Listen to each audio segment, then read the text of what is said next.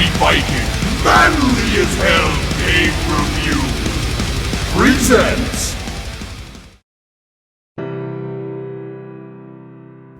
Dear Esther. Dear Esther is a 2012 video game by independent UK developer studio, The Chinese Room. The game started its life as a mod on the Source engine 4 years ago, but The Chinese Room remade the game with spiffy new graphics and other touch-ups and released it commercially. Although many critics were perplexed by its highly experimental nature, it received positive reviews. I was intrigued by it, and being the artsy fellow that I am, I decided to purchase it and see what all the fuss was about. In the game, you play an unnamed, grief-stricken man who wakes up on the shore of an uninhabited island in the Hebrides, an archipelago off the western coast of Scotland, where you gradually make your way to the only functional-looking man-made thing you can find, a radio tower in the distance.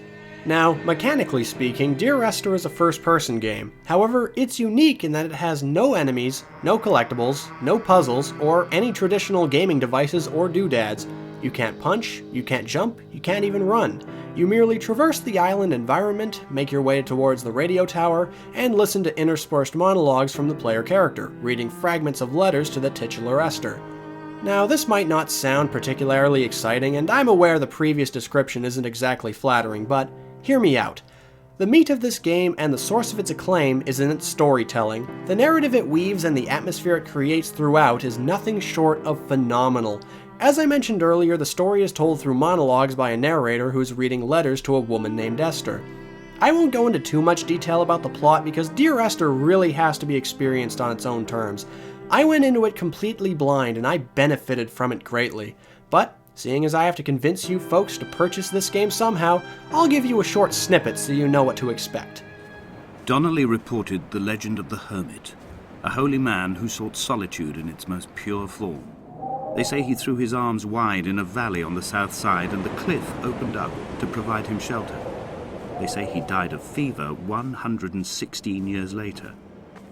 The shepherds left gifts for him at the mouth of the cave, but Donnelly records they never claimed to have seen him. I have visited the cave and I have left my gifts, but like them, I appear to be an unworthy subject of his solitude.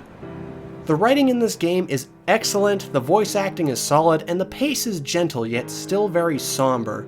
Unhappiness is a major theme at work here, as you've probably guessed from the premise. The narrator suffered a tragedy in his life and the whole game is basically about how he deals with his grief. Needless to say, it's captivating. But you might be curious as to who the hermit is that the narrator was talking about. Well, that's a good question. See, Dear Esther is not only experimental from a gaming standpoint, but also from a storytelling standpoint. You don't know who the hermit is. You never see any other living thing on the island. In fact, it's possible that you, the character, are the hermit. The storytelling is highly ambiguous and quite challenging in some cases. This is one of the reasons I can't go into the story, because the story itself isn't concrete. It's fluid. Characters, events, and how each of them relate to each other become more blurred as the game progresses, mostly due to the rapidly declining mental state of the narrator, whose monologues gradually become more confused and sorrowful as he spends more time on the island. We will mix the paint with ashes and tarmac and the glow from our infections.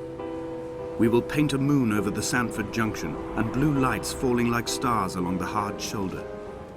This is further enhanced by another interesting game mechanic, the fact that some of the monologues are randomized on each playthrough. The story is actually told differently every time you play it.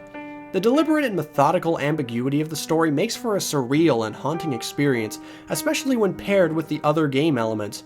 Since the whole point of the game is its narrative, it's up to the rest of the game to enhance it, and enhance it does. The game is extremely atmospheric thanks both to the intricately detailed design of the island and the soundtrack provided by composer Jessica Curry.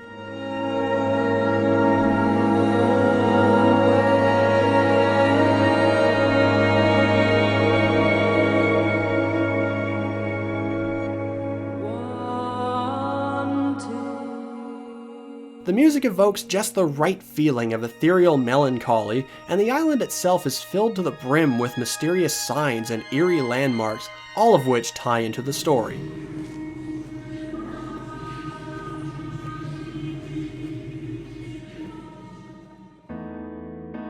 Some professional reviewers have even questioned whether or not Dear Esther truly qualifies as a video game.